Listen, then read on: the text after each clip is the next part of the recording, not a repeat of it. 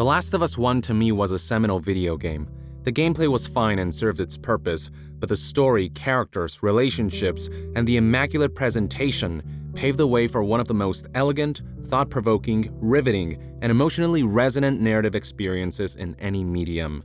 At its core, The Last of Us was the story of a developing father and daughter relationship, with the bleak post-apocalyptic setting serving as a backdrop to spotlight their growing bond, all of which culminated in a moral conundrum. How far would you go to save someone you love?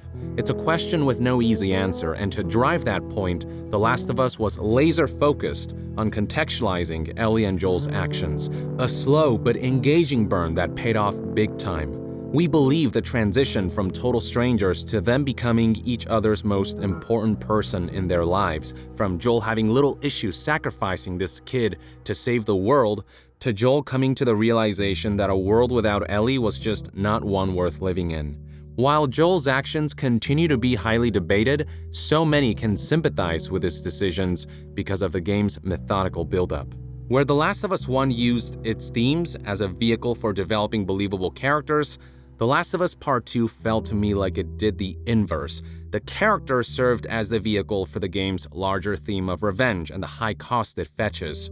Vengeance is an ever-present force of nature in this sequel tale, and Last of Us 2 chooses to use its characters as narrative tools to deliver a larger commentary on the consequences of retribution, while Ellie and Joel's relationship comparatively take more of a back seat. It is in my personal view that what made Last of Us 1 so very special was lost in the sequel. Last of Us 2 is so married to its theme and gets so carried away with hammering the folly of vengeance that it ends up overextending itself while sidelining the relationship of the protagonists we fell in love with. Beyond that, compared to its predecessor, Last of Us 2 felt unfocused, poorly paced, and jarringly structured with its nonlinear narrative and its decision to stretch the spotlight thin across a larger cast of less interesting characters. It's a tale that I feel could have been told more effectively had it trimmed some of the fat, restructured its delivery, put more emphasis on the Joel and Ellie relationship, and put more care into developing characters to rationalize their behavior and decisions. Let's get the elephant in the room out of the way. Joel dies gruesomely within roughly the first 2 hours of the game, and Joel's death becomes the driving force of Ellie's revenge arc. The perpetrators are members of a group known as the Washington Liberation Front, aka the WLF, with one particular member, Abby, delivering the brutal final blow. It's evident that members of this group have held deep resentment against Joel, and the mystery revolves around why they were so intent on killing him. Immediately questionable about this whole sequence was how casually Tommy and Joel reveal their identities to fully armed strangers and walk themselves right into a compromised position. Hey, I'm Tommy. That's Joel. Who are these people? Tommy, this is my brother. Joe.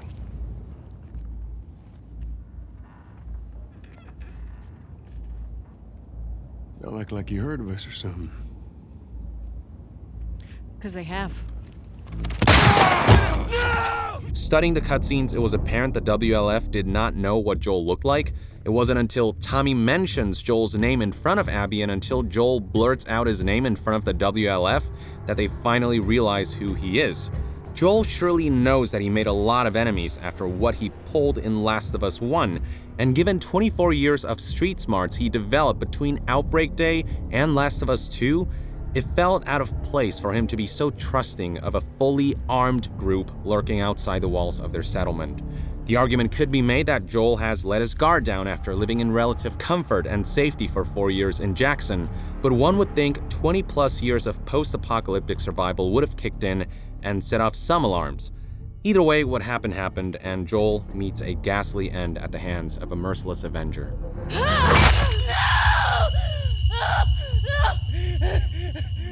I want to make it very clear that I was fully prepared for the possibility of Joel dying in Last of Us 2.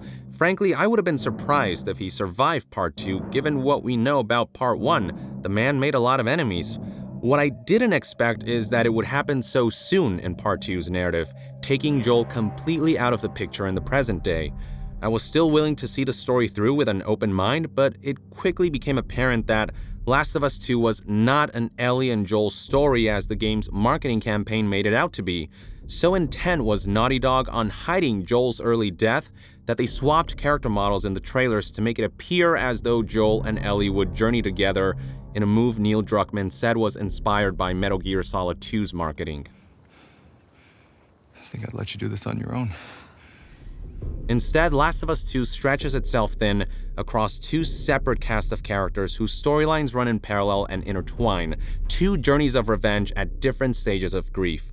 The first half of the game centers around Ellie, her girlfriend Dina, Dina's former boyfriend Jesse, and Joel's brother Tommy. The second half of the game centers around Abby, her friends in the WLF, and Yara and Lev, two exiled members of the WLF's rival faction, a cult known as the Scars or the Seraphites. Joel does make an appearance throughout the game in flashbacks, which are without question my favorite moments in Last of Us 2. Troy Baker once again kills it as Joel, no pun intended, and I really love the softer and warmer timbre he goes for with the character, who has warmed up a little more to the world, found some hope again. What is the downside to eating a clock?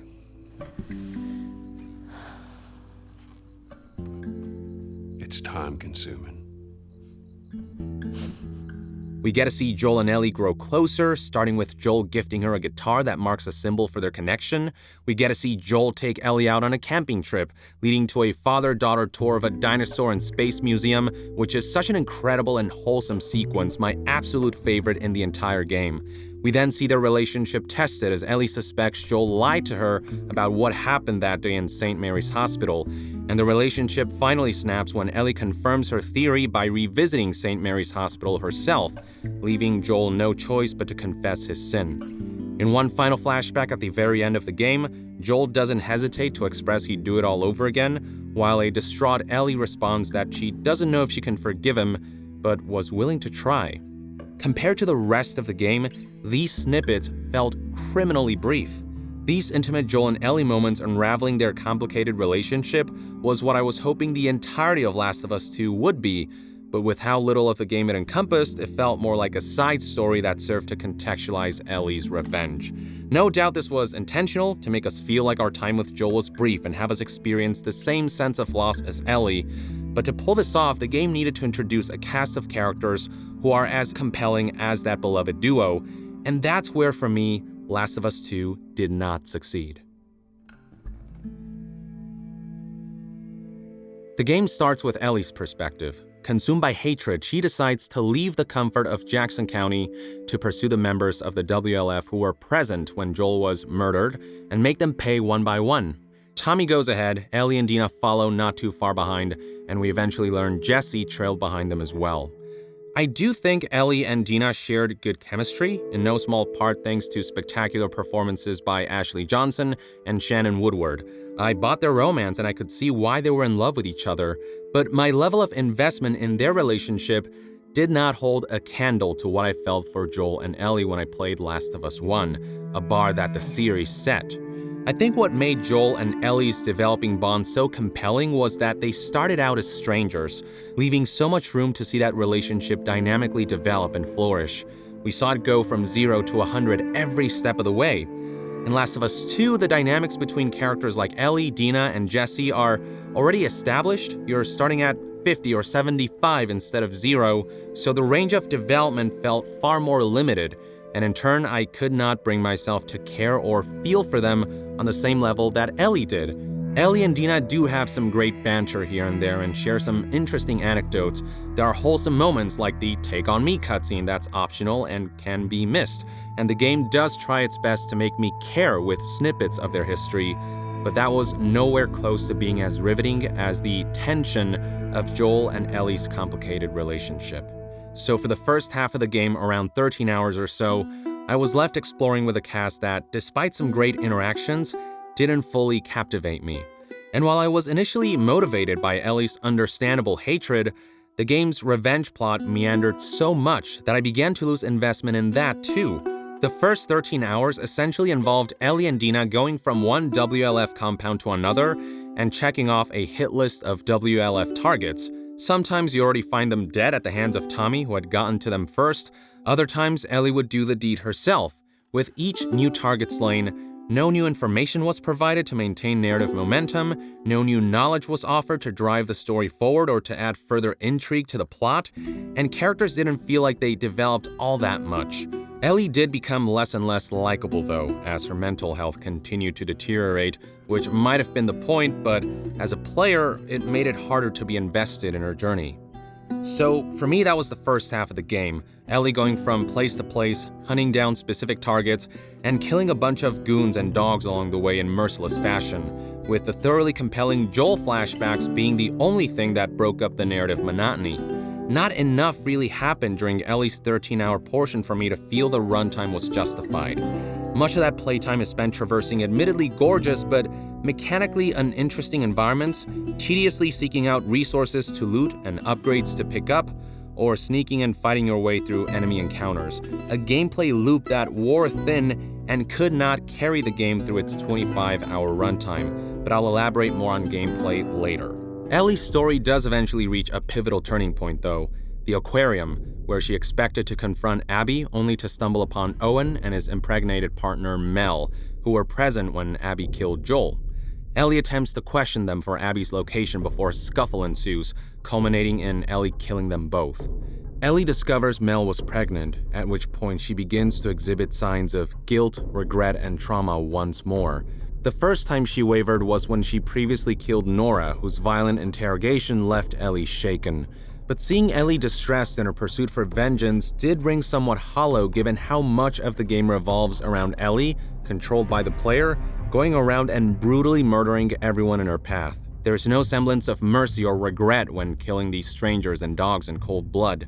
The game does try to draw sympathy out of players by giving NPCs names and having patrolling enemies shout them out anytime a comrade is slain, which was kinda cool at first, but as my playthrough dragged on, the effect felt more artificial and comical than anything. The game was trying too hard to hammer the notion that these are human beings with what felt like a cheap trick more than anything. No matter how many times they shouted out their friends' names, I had very few reservations about taking down these video game characters who behave like mindless goons and were actively out there trying to kill me on sight. I felt even less empathetic towards the Scars, whose acts of violence were far too deplorable to garner even a shred of sympathy. Given how many of these strangers I killed as Ellie with zero wavering on Ellie's part, strangers who may have had friends and family, there was a dissonance in seeing Ellie suddenly shaken by acts of violence against those who were actually directly involved in Joel's untimely death. I guess a woman being more visibly pregnant and close to giving birth does have a different kind of impact, and Ellie did find out a short while ago that Dina was pregnant with Jesse's child, so that parallel may have contributed to this kill affecting her more profoundly.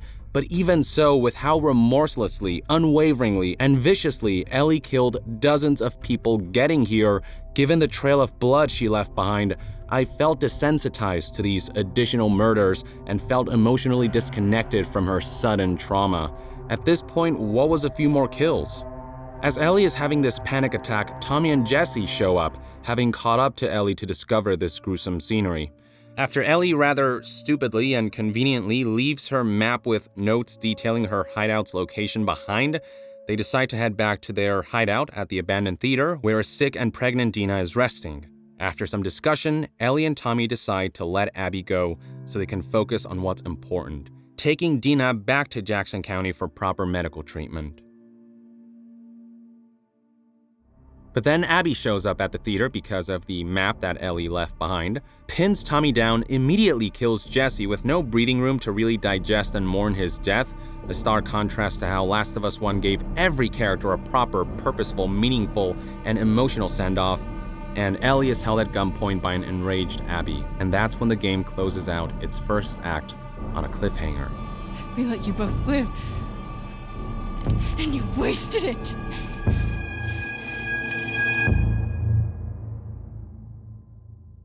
This brings us to the second half of the game, which further diminished my emotional investment in the narrative by pulling me away just as things were getting interesting to put me in the shoes of Abby. In an attempt to reveal her side of the story, the game rewinds time to show events play out from Abby's perspective, happening in parallel to Ellie's journey. We get to see Joel's death scene from her eyes. We get to see what she's been up to during the 3 days Ellie spent in Seattle hunting her down. There are portions of this roughly 9-hour segment that flesh out her backstory via flashbacks that accentuate her relationship with her father and her close kinship with love interest Owen, and unravel the driving force behind her own vengeful pursuits. It is revealed that the surgeon Joel killed at the end of Last of Us 1 was none other than Abby's father. Actions lead to reactions, and violence begets violence. So resolute and obsessed was Abby on avenging her father and bringing Joel to justice that she spends 4 years building her body into a weapon. I do get what they were trying to accomplish with this parallel narrative structure. At the start of the game, all you know as Ellie is that these savage WLF bastards killed our beloved Joel. You know nothing about this group, and you don't care to know anything about them. All you know is that these fuckers have to die. By showing these events from Abby's lens, the game attempts to humanize and make us empathize with Abby and her group, to make us see where they're coming from, to make the point that there is more to these people than meets the eye, so that Ellie's kills have greater implications to inspire some semblance of introspection.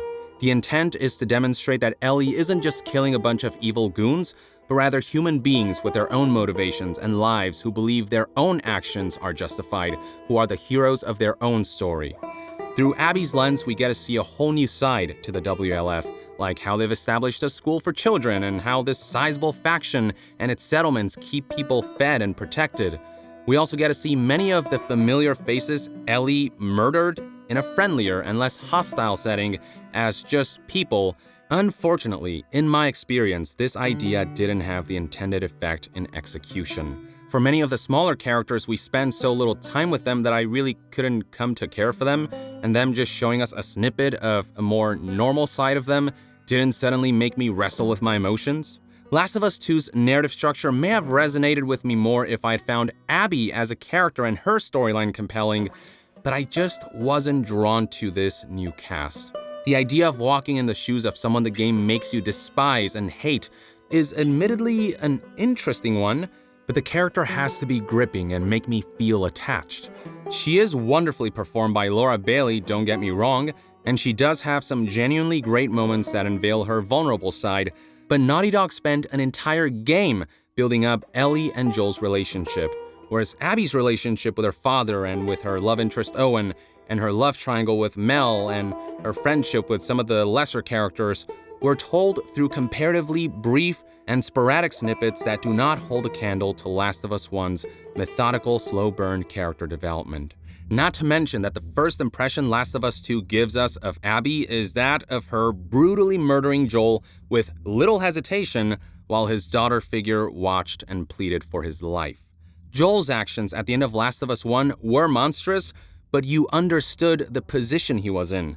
The Fireflies didn't consult with Joel or Ellie before deciding to sacrifice Ellie's life for the vaccine, and they held Joel at gunpoint without so much as giving him a chance to speak with Ellie. Given that situation, Joel kicked into fight or flight mode because of how aggressively the Fireflies handled his situation, and how they were essentially making him go through losing a daughter yet again with no say on the matter, leading him to do whatever it took to save Ellie before time ran out. He wasn't able to save Sarah 20 years ago, but he was resolute on saving Ellie at all costs and redeeming himself. You can question his methods, but every action he took felt human despite its moral ambiguity. On the other hand, slowly, agonizingly, and mercilessly beating someone who literally just saved your life while a young girl who clearly loves him and who is pleading for his life watches this unfold, that to me was psychopathic levels of inhuman cruelty. No matter what Abby went through, that shit right there, I couldn't begin to justify or relate to. I think how much you end up enjoying Last of Us 2's story does ride heavily on how much you connect with Abby. And for my part, while I grew to understand her more as the veil was pulled from the character, I couldn't feel for her or come to like her on a level that the game demanded, and in turn, I didn't feel the desire to spend an entire second half of the game with her. This goes doubly true when most of Abby's arc takes a complete detour from the main revenge plot after Abby meets those two kids, Yara and Lev, exiled members of this religious cult known as the Seraphites, aka the Scars, who are at war with the WLF. I totally get that this arc was meant to juxtapose the cycle of revenge with the cycle of compassion while giving Abby something of a redemption arc. Yara and Lev happen to stumble upon Abby and save her from a potentially gruesome death at the hands of the Scars, and after she leaves the kids behind, feigning apathy, her guilt eventually takes over and she decides to go back and help Lev save a severely injured Yara, all despite the fact that they're part of warring factions. This leads to a whole side plot that attempts to drive the point that there is good in Abby, that she is also human, that she is capable of mercy, guilt, regret, kindness, and empathy. But because of the first impression the game gave me of her, and because of how much of a detour her story took, my interest in her arc quickly diminished. I wanted it to be over, not because I hated Abby, but because to me she wasn't as easy to get attached to as I would have liked. The relationship between Abby and Lev did have endearing moments, and it was clear that Naughty Dog was trying to create Abby's version of this Joel and Ellie-like dynamic, but it didn't come close. I also can't say that I cared much for the love triangle between Abby, her longtime friend Owen, and the impregnated Mel. Between them, I actually found Owen to be kind of an interesting character, a man who's tired of all the revenge as well as the savagery and fighting between the WLF and the Scars.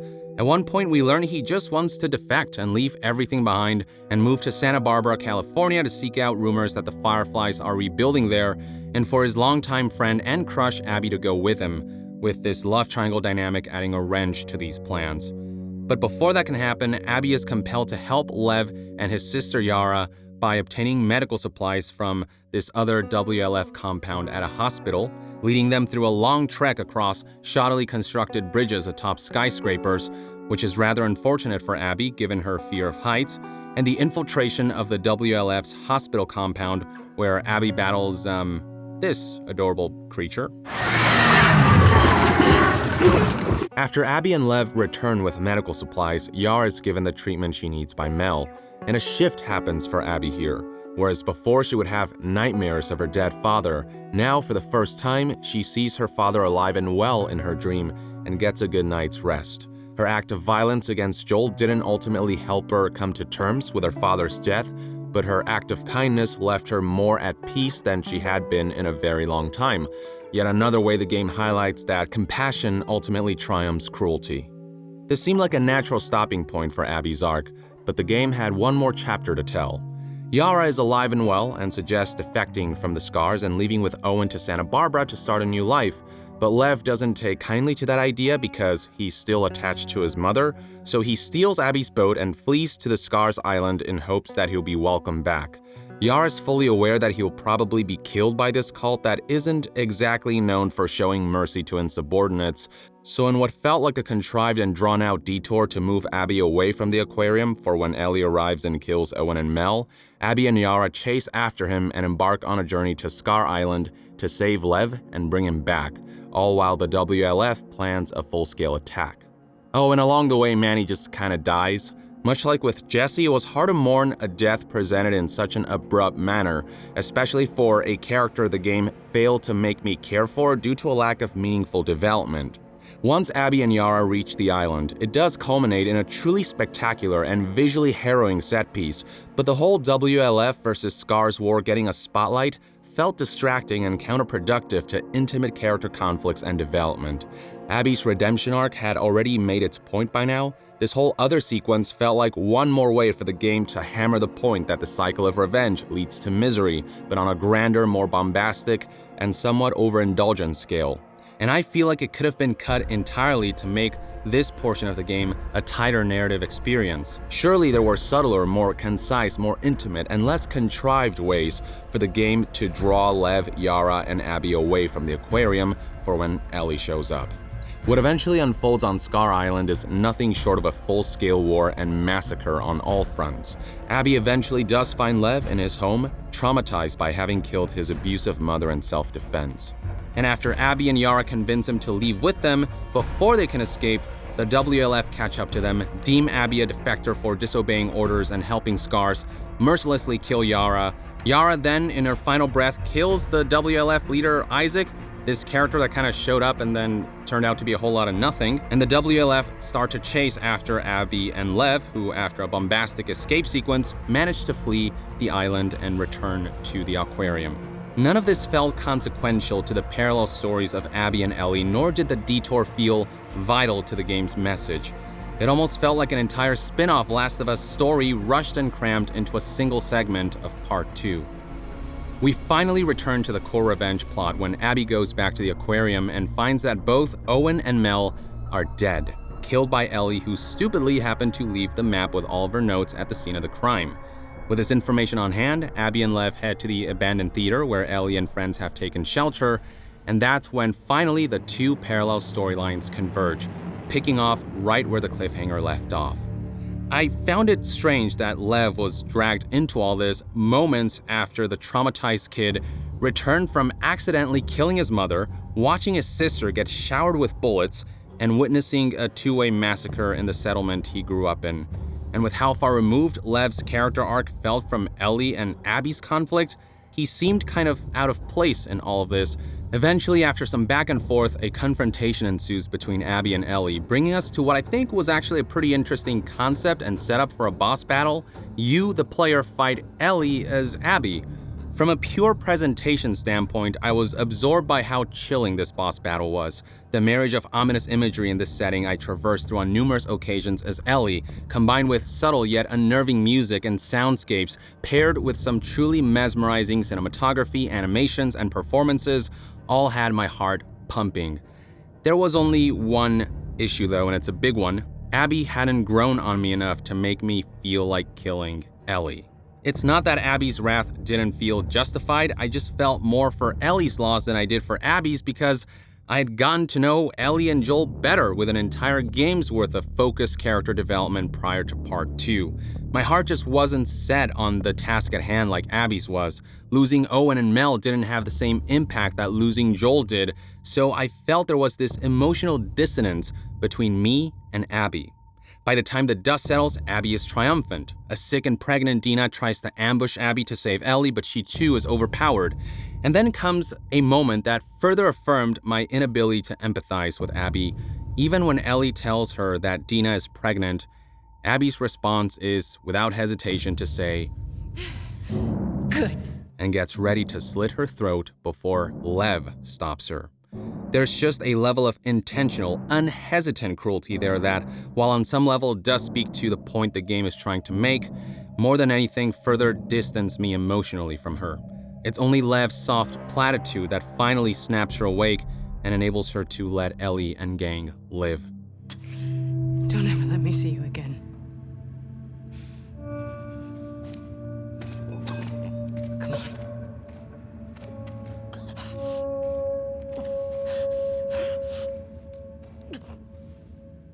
The game then fast-forwards immediately in time and cuts to this beautiful dreamlike scenery, an ethereal twilight field accentuated by a farmhouse where Dina and Ellie have taken peaceful refuge, living their lives as a couple and raising Jesse's baby.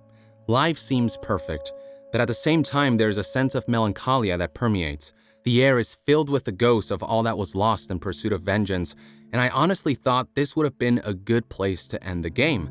The message had come across at this point, and the cycle of vengeance had been broken. Both Ellie and Abby were in a position where they had lost so much, but ultimately gained something when they decided enough was enough. They had both decided to let go. After killing Owen and Mel, a shaken Ellie prioritized Dina's pregnancy and health over hunting down Abby. And after Abby let Ellie and the remainder of her friends live, she prioritized moving on with her new friend Lev instead of stoking this vicious cycle further. It felt poignant, melancholic, and like an appropriate stopping point. Neither character would ultimately fulfill or achieve the presumed satisfaction of killing the other. Neither would gain back what was lost, but they quit while they were ahead. But the game didn't. It felt there was more to tell, that it had one more act to fulfill. An act that felt like a whole third game story crammed into its final hours. We learned during the farmhouse sequence that Ellie continues to experience PTSD from Joel's brutal death. Tommy then stops by, letting Ellie know he's managed to track down Abby once more, believing that Ellie would jump at the opportunity to hunt her down. Tommy, by the way, is a completely different person at this point, whereas before he was measured and showed consideration for how his actions would affect those around him and prioritized Dina's health over pursuing Abby during that final sequence. Now, after Abby crippled him during that final confrontation, his priorities shift dramatically. He does not seem to care one iota about tearing Ellie's new family apart, encouraging her to abandon this beautiful life she's built with Dina and risk death by pursuing Abby once more. It's a sudden and cruel transformation that took me aback. It's not necessarily an impossible scenario, but with how the game skipped right to the farmhouse scene without providing insight as to what Tommy was up to, what he went through in that time, and without showing us his transition as a character, the game failed to justify Tommy's crazed nature. When Ellie shows hesitation at Tommy's request, he lashes out at her before Dina drives him out of the house. Reckon it's easy. Forget about her. You sitting all comfy way out here? Hey. But later that night, Ellie is unable to sleep as her obsession begins to take over once again, deciding right there and then, with little buildup, to abandon Dina and her baby and go after Abby once more in what I felt was a pointless tail end of the story and an unnecessary reversal to everything that came before. Before Ellie leaves, as she plays guitar and reminisces about Joel, we are shown another flashback, one where we see Ellie chewing Joel out in front of a crowd for defending her during a mounting confrontation at a party the day before Joel's death. It's apparent that even 2 years after Joel confessed about what happened at St. Mary's Hospital, Ellie continued to resent Joel for stripping away the chance for her immunity and her life to mean something. But you can also tell Ellie is conflicted about the way she's been emotionally torturing him. This flashback highlights what I think is the most interesting aspect of Last of Us 2, Ellie's self-loathing over how she never got to reconcile with him, and her hatred of Abby who took that chance away from her, which is what kickstarted her destructive behavior. The Joel-Ellie dynamic continues to be the one glue that holds this game together, but instead of exploring this aspect in depth, it's unfortunate that Part 2 loses itself with so much padding and so much extra filler stuff that I personally think diluted the potential of this narrative concept, including a jarring and rushed third act that takes us to Santa Barbara, California. We get to play as Abby and Lev for a brief moment, who are kidnapped by a gang known as the Rattlers after seeking out the Fireflies. We then skip ahead again to a more mature and hardened Ellie who tracked down Abby's relative location, leading to more of the same traversal, scavenging, and stealth combat gameplay loop that had long overstayed its welcome by now. After murdering her way through and infiltrating the Rattlers' compound, Ellie discovers Abby and Lev rotting away, tied to wooden pillars on the beach. It's undoubtedly a haunting vista to behold, but the logic of character decisions here began to fall apart. Instead of killing Abby right there and then as she was tied up, Ellie decides to free her from her restraints, challenge her to this one-on-one battle to the death, threatening to kill Lev if Abby doesn't put up a fight, which then leads us to the final boss battle. Visually and atmospherically, holy fuck was this sequence undeniably striking. The savage screams of anger and agony from both characters, their bestial facial expressions, the vicious combat animations, the booming, bassy, ominous percussion-based background music, it was all admittedly goosebump-inducing. Then comes the controversial final moment. Ellie eventually overpowers Abby, but just as she's about to get her revenge, she gets a flash of Joel and lets Abby go. From the farmhouse sequence to this moment, there's just so much whiplash with how characters behaved that I felt disoriented. It's not that I necessarily mind the idea of Ellie letting go of her vengeful obsession in that moment, but there's no build-up to this behavior, there's no explanation. Because the two characters never interacted outside of their barbaric confrontations, there was no dynamic established really between the two of them, beyond the fact that they hate each other with every fiber of their being. So it was hard for me to buy that in the heat of this moment, Ellie would just stop herself. It's not even necessarily that I wanted Abby dead, I just didn't believe Ellie as a character in that moment based on what the game had established and what they had set up and what they had showed me. The only perceptible reason we get for Ellie's decision to let go is that flash of Joel as she's drowning Abby, but I don't know, I would think that the memory of what was lost would fuel Ellie's hatred further. There is a parallel here with how Abby, after saving Yara and Lev and started finding peace within herself, began to dream about her father as he lived instead of having nightmares about his death, coming to terms with his passing. Similarly, while at the start of the final confrontation, Ellie sees a flash of Joel in death, when the moment of vengeance comes, she sees a flash of Joel alive and well, perhaps signaling Ellie's desire to redeem herself and find her own inner peace, starting with saving Abby and Lev. But Abby went through an entire redemption arc before her nightmare subsided. Ellie, on the other hand, had decided to give into her obsession once more and didn't see anything resembling a redemption arc before this moment in this third arc. The moment itself, I suppose, was her redemption, but the moment felt uncharacteristic and unrealistic, even if thematically appropriate. I'll say once again, to me it feels like the themes take precedence over believable character behavior and development in Last of Us Part 2, when all of these things should be harmonizing like they did in Part 1. Ellie as a character is just so wildly sporadic in this story, with her motivations swinging from one extreme to the other. Her decisions are not impossible. It's not the character's destination that's the issue for me, it's the journey. It's that the game and its narrative structure and pacing did a poor job of making me buy into them. I will also say it would have been really interesting if the player had the choice of finishing off Abby or letting her go, and if the game let players live with the emotional after effects, but the game makes that choice for you, which I felt might have been a missed opportunity to leverage this interactive medium. I do get that they're trying to tell a very specific story with Ellie, but adding an element of player agency to this moment could have been incredibly powerful. Beyond my qualms about how this whole final act played out, this just felt like a portion of the game that didn't really add anything new beyond regurgitating what the game had already told us before. We had already seen the cycle of vengeance at play. We had already seen how much this kind of obsession can cost. We had witnessed love triumph over revenge, so this contrived third act only served to see Ellie suddenly go berserk and then lose even more in the process, and I felt pointlessly so. After the game skips forward once again, Ellie returns home to discover that Dina cleared out the farmhouse and left with the baby. We watch a broken Ellie, having lost her fingers during her 1v1 Fox-only Final Destination battle against Abby, can no longer even play guitar, which was her last physical connection to Joel that the game brought up constantly throughout the entire journey, a connection that's now been severed, a truly heartbreaking sight to behold. Before the game closes, one final flashback highlights Ellie's willingness to try to forgive Joel, which was heartwarming to an extent, but mainly heartbreaking to realize what was lost.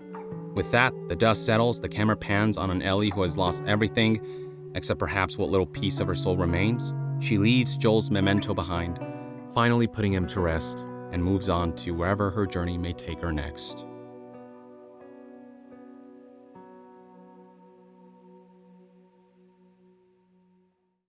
Let me emphasize that my preference of ending the game at the earlier farmhouse sequence has little to do with it being a happier ending. It just would have been a tidier, more elegant, less self-indulgent narrative package. The story plain and simply gets carried away with its final act and takes things one step too far with contrived character decisions that the game fails to rationalize in its sprint to the finish line. As credits rolled, I was left feeling kind of empty, like I hadn't gained as much out of this story as I would have liked, one that had such a compelling and ambitious concept, but left much to be desired in execution. I certainly wouldn't say the game left me indifferent or emotionless, but much of the emotions the game evoked came from its masterful and sublime presentation, with its combination of jaw-dropping visual fidelity and art direction, expertly crafted cinematography, heartstring-pulling performances, and masterful sound design and musical composition, paired with some genuinely great individual character moments, with the flashbacks in particular being the absolute highlight.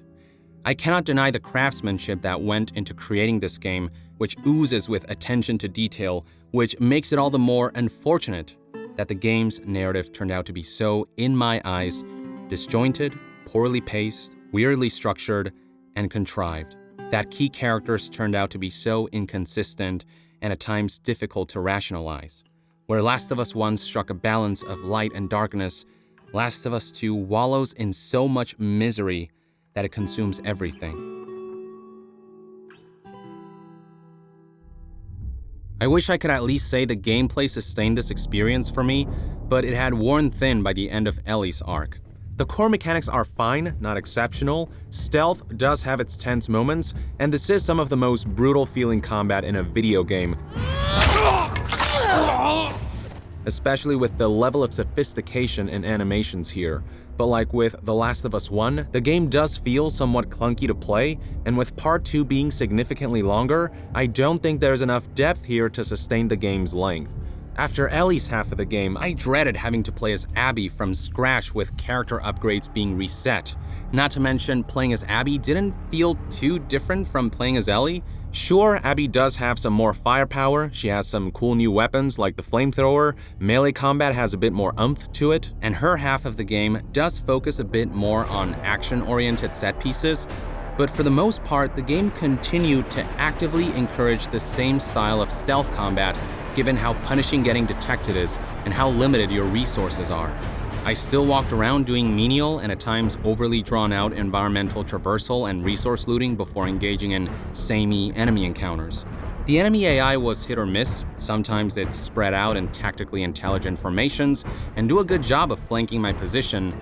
Other times they felt dumb as a brick, lining up in single file to get shot one after another, or not reacting to friend's death that happened right in front of them. It was especially silly when during stealth an AI companion would walk right into an enemy's line of sight, but they wouldn't get detected, which I guess from a gameplay perspective is less frustrating, but it still took me out of the game. The lack of enemy variety did not help either. Encounters never really evolved much beyond variations of enemy placement and architectural differences.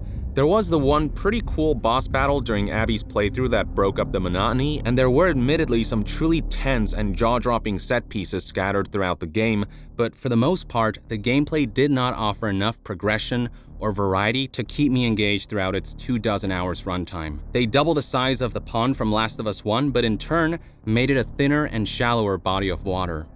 Mechanically, Last of Us 2 plays and feels almost identically to Last of Us 1, though the dodge button and the ability to go prone are welcome additions.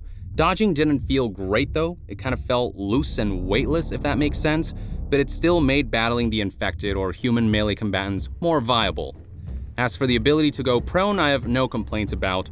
It actually does add some new dynamics to stealth gameplay and navigation. I will also praise how huge strides were made with level design. In Last of Us 1, environments often felt very video gamey, with enemy encounters in particular featuring unnaturally placed objects to act as video game cover. But Last of Us Part 2 does a much better job of believably blending level design and the environments, which makes the world that much more believable. I also appreciated some of the more open and expansive areas that made encounters more dynamic than in Last of Us 1, and one particular exploration segment drops players in a visually breathtaking open-world sandbox area where players can optionally navigate and explore at their leisure, a portion that I actually thought was pretty cool and did not overstay its welcome. Making a return from Last of Us 1 are character skill upgrades and weapon upgrades with some tweaks and enhancements here and there, but progression never felt substantial enough to keep gameplay interesting. When you do upgrade weapons, for example, you're discouraged from using most of them anyway because of how much noise they make, which does not blend well with the game's heavy emphasis on stealth. There are some action set pieces, and you could opt for a more action-oriented playstyle during stealth encounters, but the game's shooting mechanics, while functional, have never been the series' strong suit, and it's no different with Part 2. Let me put it this way, Last of Us 1's average to above average gameplay started to wear thin for me by the tail end of the game, but the 15-hour experience ended at about the right time, and the story and characters were so compelling that I was more than okay with pushing through some gameplay awkwardness and monotony. Last of Us 2 takes that same gameplay, extrapolates it in noticeable but generally minor ways, and expects to hold me for 10 hours more, for 25 hours, with little in the way of mechanical and enemy variety. This is on top of a story and a cast of characters I unfortunately found to be less compelling to Part 1. I truly do believe that if they had made this a 15-hour experience instead of 25, if the story had been better edited, structured, and paced, there would have been potential for me to enjoy Last of Us Part 2 a hell of a lot more, and for the story to be told much more gracefully. Now look, I didn't full-on hate and despise my time with Last of Us 2. The game's craftsmanship constantly blew me away, and there were some genuinely memorable moments that left an impression, in no small part thanks to the game's masterful presentation. But as an overall package, Part 2 to me was, in key respects, inferior to Part 1. After the high bar that the first game set, I cannot deny feeling disappointed by the time credits rolled in Part 2. I loved the open-endedness and moral ambiguity of Last of Us 1's ending. I loved what an incredible standalone narrative package it was, and I was perfectly content with leaving that story alone forever. Like many, I was quite nervous about the prospects of a sequel, which could make or break what came before. Unfortunately, in my humble opinion, I did not think Last of Us Part 2 justified its existence. It's a breathtaking achievement in many regards from a technical and artistic standpoint, but gameplay lacked the depth, variety, and evolution to stretch itself to the extent that it did, and narratively, I could not help but feel let down, with pacing, structure, and excess being its Achilles heel. I get what they were going for, but I just don't think the game pulled it off effectively enough, gorgeously crafted as it might be. That's not to say there won't be those who will love this game, which is perfectly okay. If you're among those who did end up connecting deeply with Abby, I think the game is gonna have a lot more impact for you than it did for me. If you're able to forgive some of its leaps in logic and lapse in pacing and structure in service of its thematic endeavors, you may end up appreciating what the game attempts. Unfortunately, for my part, the game's intention simply did not connect with me. There you go.